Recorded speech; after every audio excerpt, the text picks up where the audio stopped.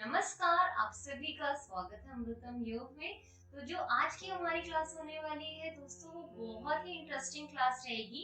आज हम कोई नॉर्मल योग अभ्यास नहीं करेंगे या योग के बारे में नहीं जानेंगे, बल्कि जो आज की हमारी क्लास है वो है मंत्रों पे, हमारी चैंटिंग्स पे, हमारे मंत्र संकल्प पे। जो ये सारी चीजें होती हैं, ये हमारे योग का ही पार्ट है। क्योंकि जब भी हम क्लास स्टार्ट करते हैं तो हम मंत्र उच्चारण के साथ करते हैं, ओम की ध्वनि के साथ करते हैं। जब हम क्लास को अंत करते हैं तो हम शांति पाठ करते हैं, ओम का उच्चारण करते हैं, ईश्वर को नमन करते हैं।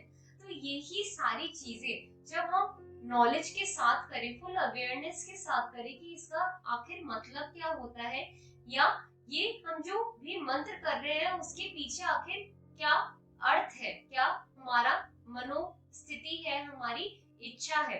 तो आज उन्हीं सबको थोड़ा सा जानते हुए हम आज मंत्रों के बारे में जानेंगे, और साथ ही साथ मंत्रों के उच्चारण के पूर्व उनका हम अर्थ भी जानेंगे कि असल में उनका अर्थ क्या है। क्योंकि अगर हम अर्थ के साथ जब मंत्र उच्चारण करते हैं तो उसका अलग ही प्रभाव हमारे तन मन मस्तिष्क पे पड़ता है, और जो कि बहुत ही पॉजिटिव होता है।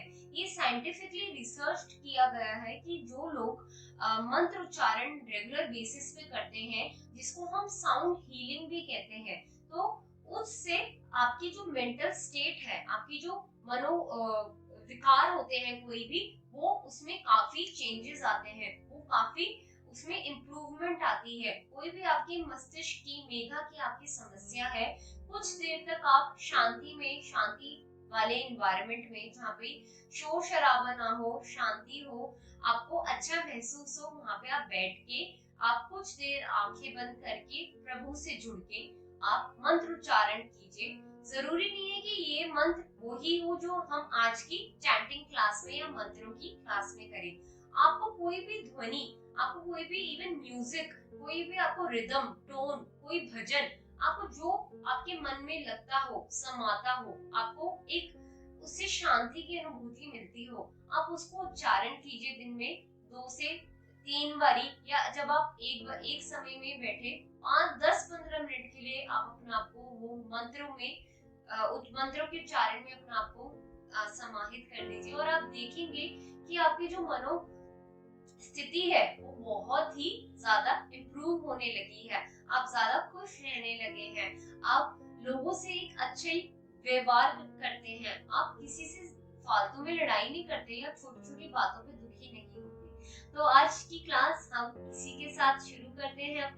तो हम मंत्रों के उच्चारण करेंगे और साथ ही साथ उनका मतलब भी समझेंगे। तो जो हमारा पहला मंत्र आता है वो आता है हमारा मॉर्निंग प्रेयर। तो जो हमारी मॉर्निंग प्रेयर होती है वो हमारा first thing in the morning होता है। जब हम उठते हैं एक अच्छे विचारों के साथ ब्रह्म मुहूर्त में, तो उस समय हमें सबसे पहले अपने प्रभु को, अपने ईश को ध्यान करते हुए मंत्र उच्चारण करना चाहिए। तो सभी मंत्र उच्चारण करें मेरे पीछे।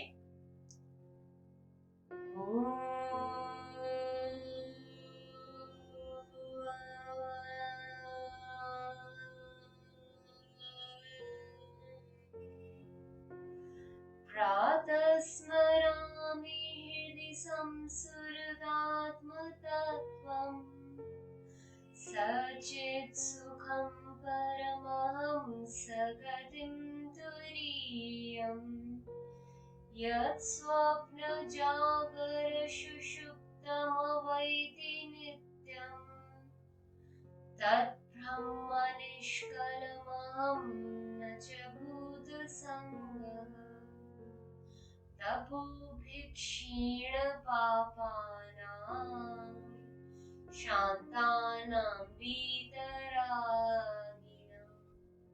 मुमुक्षो नामपेक्षोऽयम् आत्मबोधो विधीयते, बोधो न साधनेभ्यो हि साक्षान्मोक्षैकसाधिनः, पाकस्य वग्निवज्ञानम्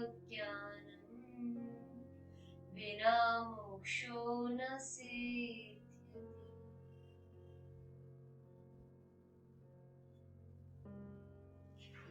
तो हम इस अपनी मॉर्निंग इन्वोकेशन का मतलब भी जानेंगे। Early morning I contemplate on the atman, the essential self shining in the heart, which is existence, knowledge, bliss, supreme goal. Fourth, and constantly cognizes the waking, dream, and the deep sleep states. I am that indivisible Brahman, reality, and not this assemblage of elements. This Atma Bodha is composed for those whose sins are removed by austerities, who are calm, free from desires, and yearning for liberation. All of spiritual disciplines, knowledge of self is verily the direct means of liberation. As fire for cooking, liberation cannot be attained without the knowledge of self. बहुत ही सुंदर एक ये मंत्र है। ये जो मंत्र है वो ये समझाता है, अगर मैं आपको हिंदी इसका अनुवाद बताऊं, कि हम जैसे एक पकवान होता है उसको अग्नि में जब वो आता है तो पहले वो बहुत रॉ फॉर्म में होता है, पर जैसे ही वो अग्नि उसको प्राप्त होती है तो वो उसका जो स्वरूप है वो बदल जाता है, वो भोजन के लायक, खाने के लायक बन जाता है, हम उसको खाते हैं, वो सुपाच्य होता है, सुगंधित होता है, सुगृहित होता है, मतलब उसमें घी युक्त होता है, उसमें रस युक्त होता है और वो हमारे शरीर को पोषण देता है। तो जिस प्रकार से अग्नि खाने को तप करके उसको तपस में लाके उसको एक उसका फॉर्म देती है, यूटिलाइज, वैसे ही हमारा शरीर है। जब तक हम इसको तपाएंगे नहीं, तपाएंगे मतलब ये नहीं कि हम गर्मी में बैठ जाए या हम धूप में बैठे रहे, तब का मतलब ये है कि हम उसको नॉलेज का ज्ञान दे, नॉलेज की अग्नि दे, ताकि हमें अपना रियल स्वरूप पता चल सके कि हम आखिर क्या है। हम ये 5 तत्व का हमारा शरीर नहीं है, अग्नि, जल, वायु, आकाश, पृथ्वी, ये सब हमारे शरीर को बनावट है सिर्फ शरीर की, पर जो असल तत्व है हमारे अंदर वो है हमारी आत्मन का, हमारे आत्मबोध का, that is self realization. Self को जानना ही हमारा परम उद्देश्य है, जो दोस्तों हमारा ये योग का मार्ग भी है। अगर आप देखेंगे योग, प्राणायाम, षट कर्म की क्रियाएं, जितनी भी ये सारी चीजें हैं, उनका औचित्य यही है कि हम उस परम तक, उस समाधि तक जाएं। अगर हम योग के 8 अंक पढ़े, जिसमें कि हमारा यम, नियम, आसन, प्राणायाम, प्रत्याहार, धारणा, ध्यान, अंतिम जो हमारा 8वां आता है स्टेज, वो आती है समाधि। तो समाधि का मतलब सम हो जाना। सम किससे होना? सम हमारे जो हमारा एक सेल्फ है उसको हमें सुप्रीम सेल्फ से मिला देना, वो ही सम है। हमें ये जानने की बहुत जरूरत है कि हम ही परम है, हम ही सत्य है, किसी भी तरीके से हम नाशवान नहीं है। हमारा शरीर जो ये पंच धातुओं से बना हुआ है वो नाशवान है, पर जो हमारी आत्मा है, अगर हम बहुत ही सटल उससे देखें, जो हमारा सटल और ग्रॉस हमारे कॉन्सेप्ट आते हैं, तो this body is gross which is eliminable, which is dieable, जो डेथ होती है जिसकी, पर जो हमारे अंदर एक सुप्रीम कॉन्शियसनेस है, जो इंटरनल एक हमारे अंदर भाव है, वो है हमारे आत्मन का, हमारी आत्मा का, जिसको रियलाइज करना बहुत जरूरी है।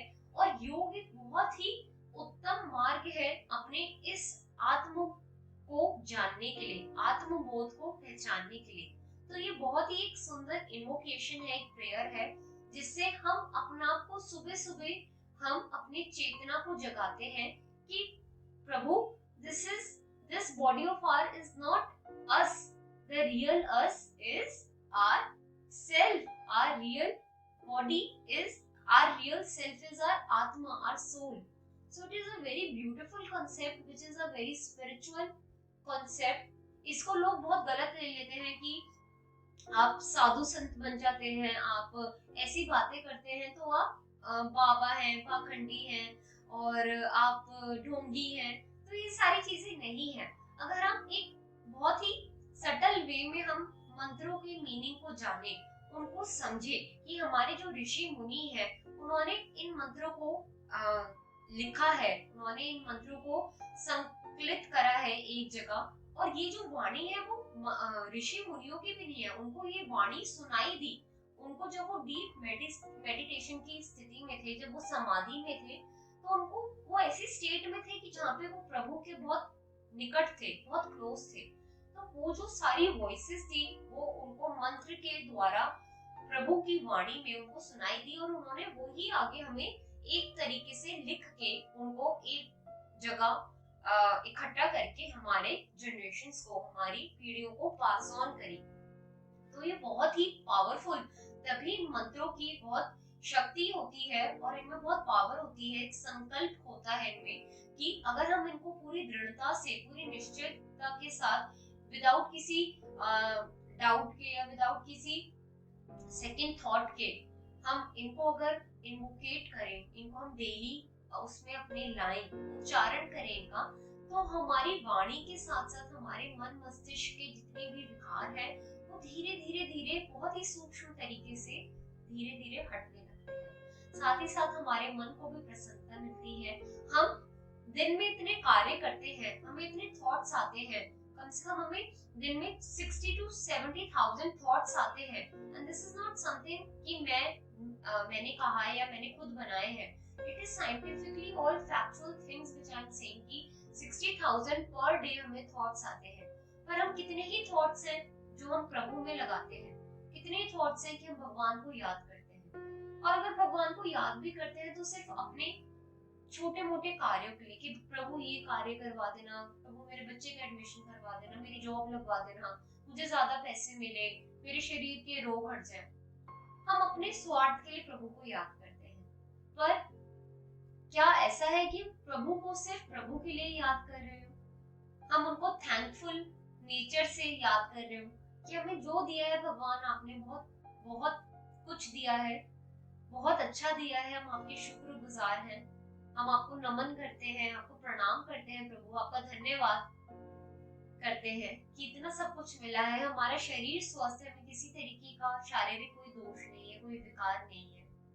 तो बस इसी चीज को ध्यान में रखते हुए हम अपना मॉर्निंग इन्वोकेशन करते हैं और अपनी मॉर्निंग प्रेयर को हम करते हैं। चलिए अब इसके बाद हम नेक्स्ट आते हैं, जो हम करते हैं हमारा संकल्प ध्यान या संकल्प मंत्र।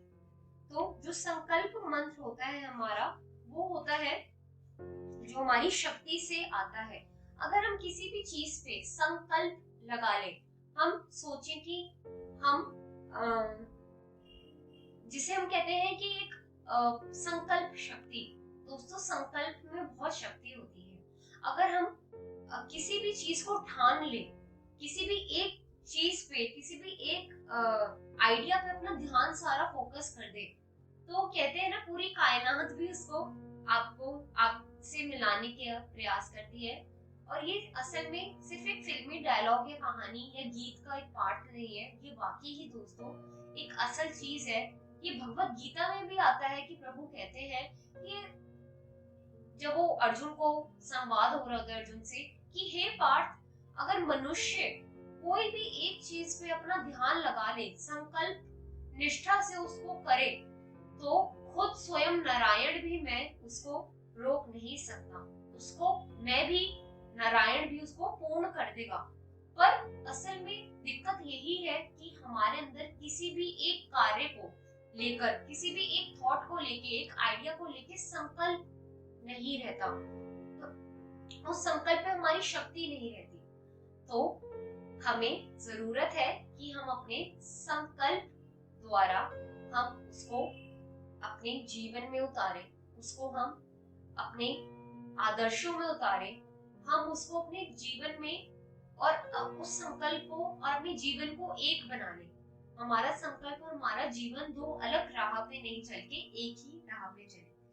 तो हमारा जो मंत्र संकल्प है वो है, महर्षि पतंजलि को नमन करते हुए, महर्षि पतंजलि हमारे योग के फादर ऑफ योगा भी कहलाते हैं, योग के उनका योग में बहुत बड़ा एक हाथ रहा है कि योग सूत्र को प्रकाशित करने का, सारे जितने भी योग के डिफरेंट डिफरेंट जितने भी फैले हुए मत थे और जितनी भी फैली हुई आस्थाएं थी, मंत्र थे, जो उनके स्रोत थे, उसके अंदर पतंजलि सूत्र जो थे, उन सबको उन्होंने एक इकट्ठा करके उनको फॉर्म करा है 4 अलग अलग चैप्टर्स में, 4 अलग अलग भाग में, जो हमारा पतंजलि योग सूत्र जिसको हम कहते हैं हमारी बाइबल ऑफ योगा भी, जो हमारी एक ग्रंथ है योग के लिए।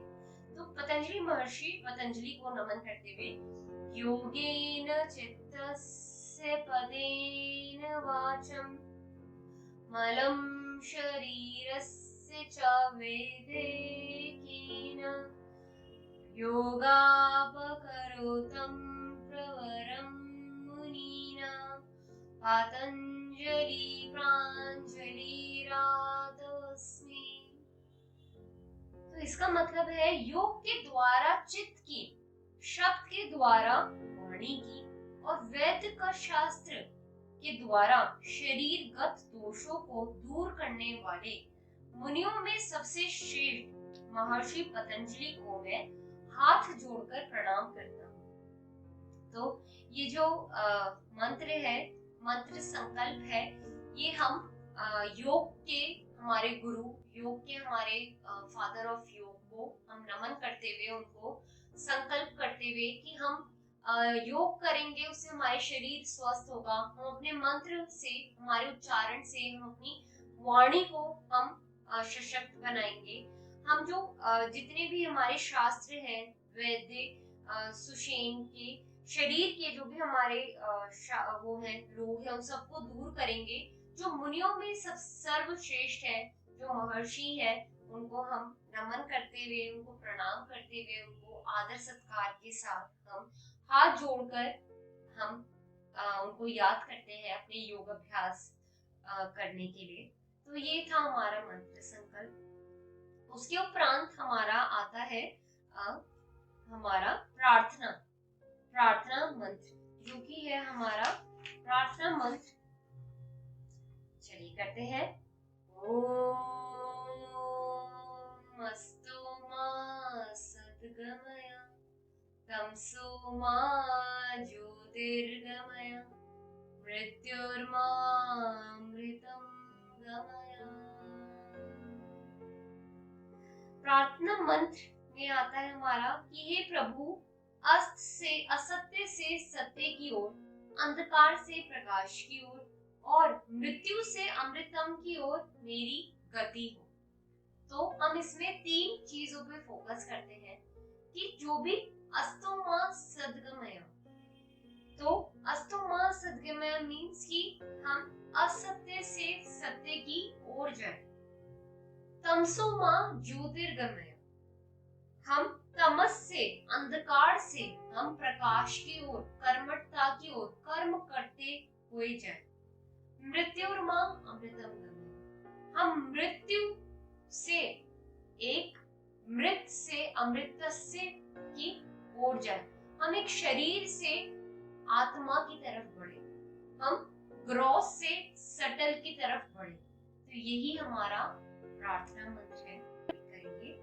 सर्वे भवन्तु सुखिनः, सर्वे सन्तु निरामयाः, सर्वे भद्राणि पश्यन्तु मा कश्चित् दुःखभाग् भवेत्। तो ये जो प्रार्थना मंत्र के बाद आता है, ये हमारा आता है कल्याण मंत्र।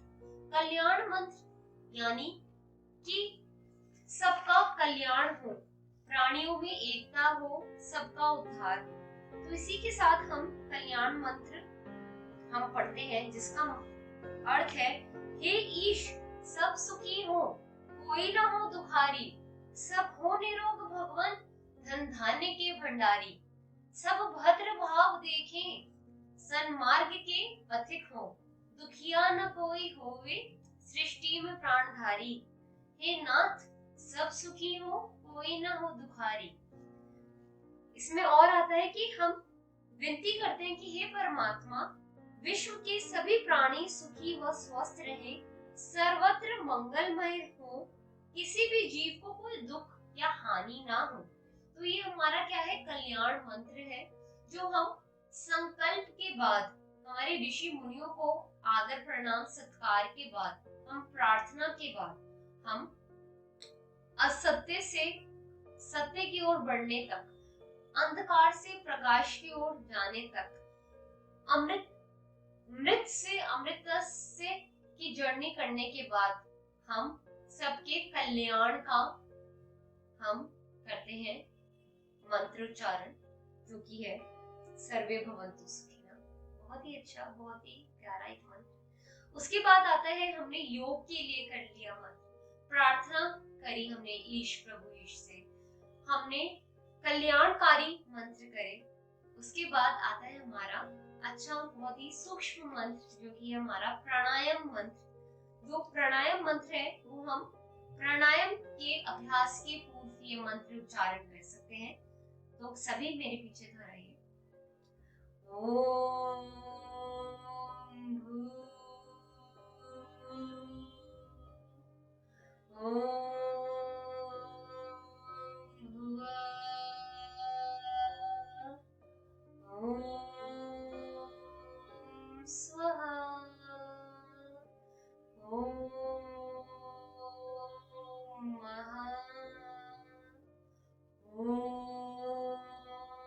जना ओम तपा ओम सत्यम।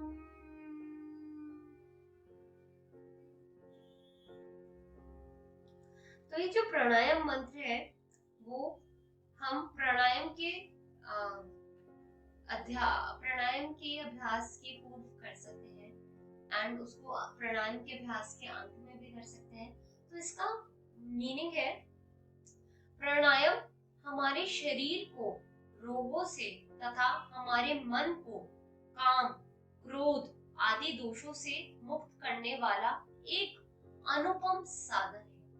एक ऐसा साधन है प्राणायाम जिससे हमारे मन के जितने भी विकार होते हैं, जिसमें क्रोध आता है, हमारे में गुस्सा आता है, टेंशन होती है, स्ट्रेस होता है, उन सभी को ये दूर करता है। शारीरिक लेवल पे ये हमें रोगों से मुक्त करता है। हमें कभी कभी दोस्तों ऐसा होता है कि कोई भी रोग होता है, हमें उसका कारण नहीं पता चल पाता कि आखिर क्या कारण है इस रोग के होने का।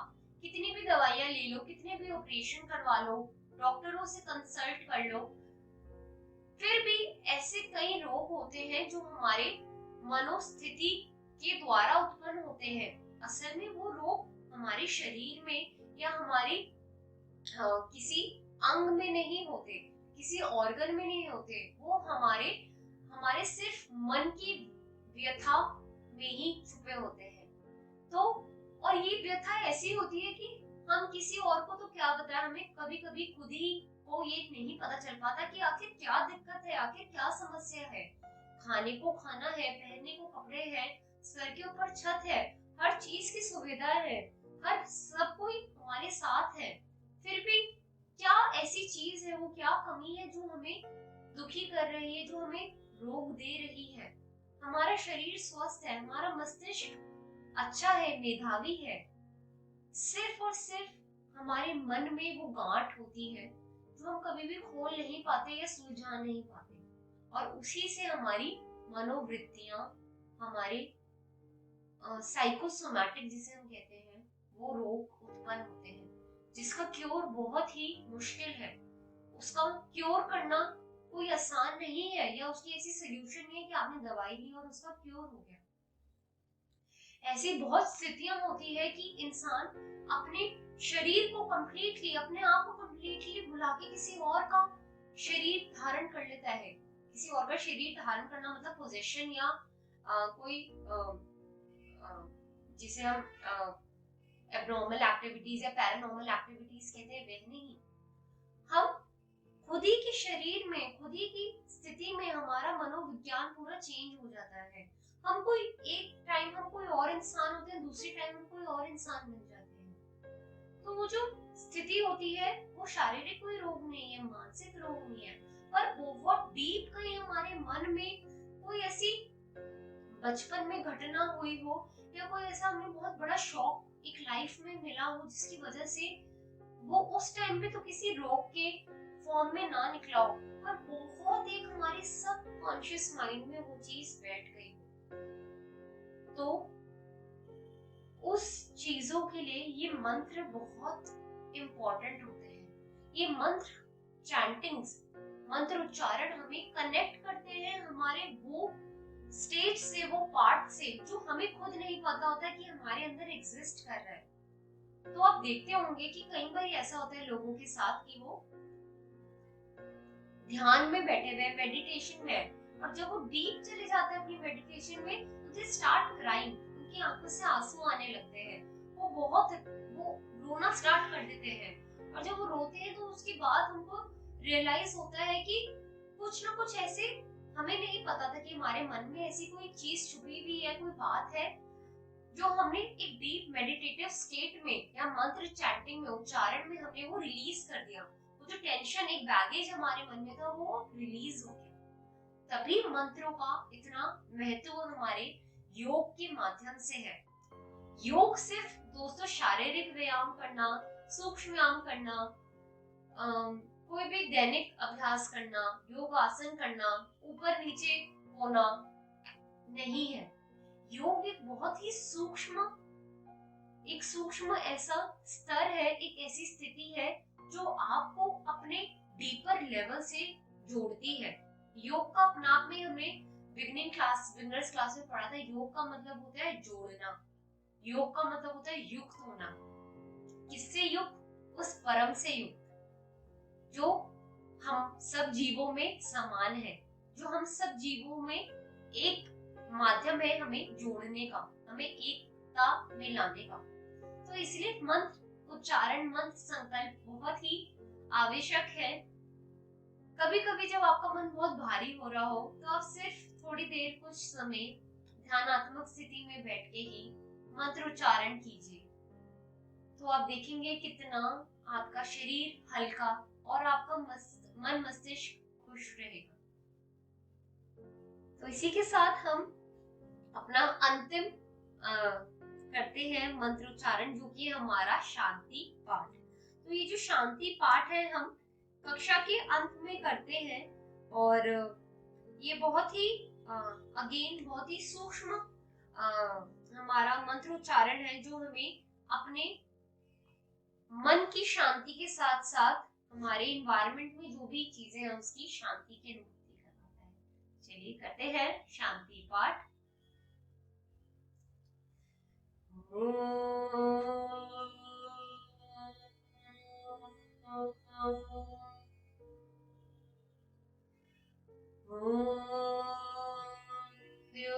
शांति अंतरिक्ष, शांति पृथ्वी, शांति रापा, शांतिरोषधय,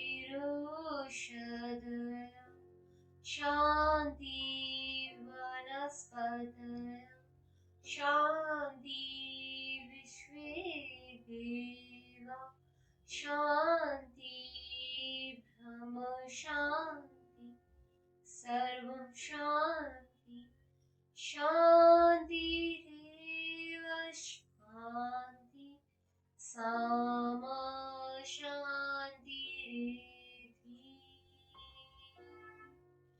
ओम शांति शांति शांति।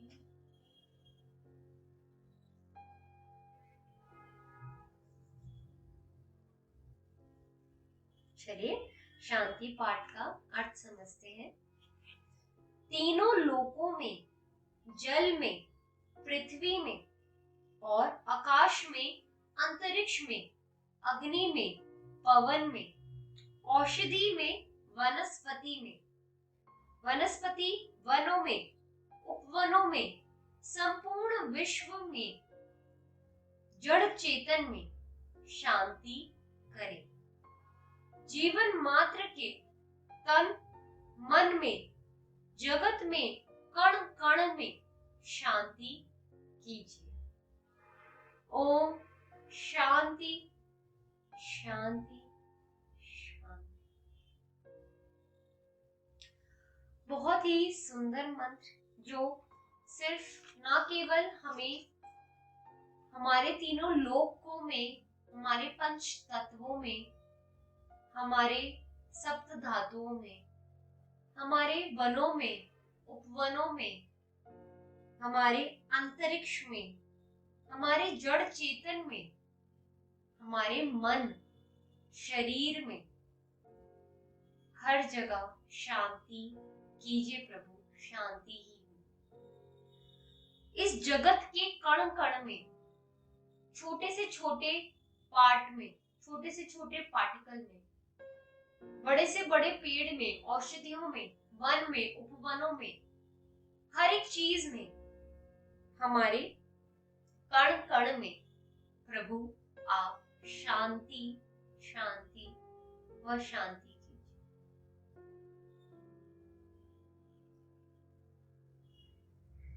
इसी के साथ हमने आज मंत्रों का उच्चारण सीखा, हमने मंत्रों का अर्थ जाना और उसको बहुत ही अच्छे तरीके से हमने समझा।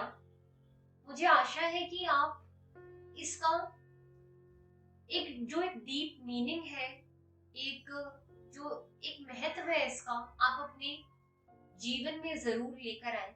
और ये सिर्फ मेरे कहने से या बताने से नहीं होगा, ये आपको खुद ही अपने जीवन में ढाल के इसके जो भी चेंजेस आपको दिखे आपके शरीर में, आपके मन में, मस्तिष्क में, आपके डे टू डे वाइज कार्य करने में, वो ही होगा एक रियल मंत्र उच्चारण का अर्थ, एक रियल मंत्र उच्चारण का संकल्प, प्रार्थना, शक्ति, कल्याण और उद्धार व अंत में शांति शांति शांति।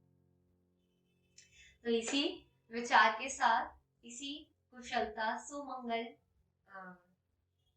हमारे मंत्रोच्चारण की कक्षा के बाद हम अंत करते हैं। मिलते हैं हमारी अगली कक्षा में, तब तक के लिए आप सभी का धन्यवाद। नमस्कार।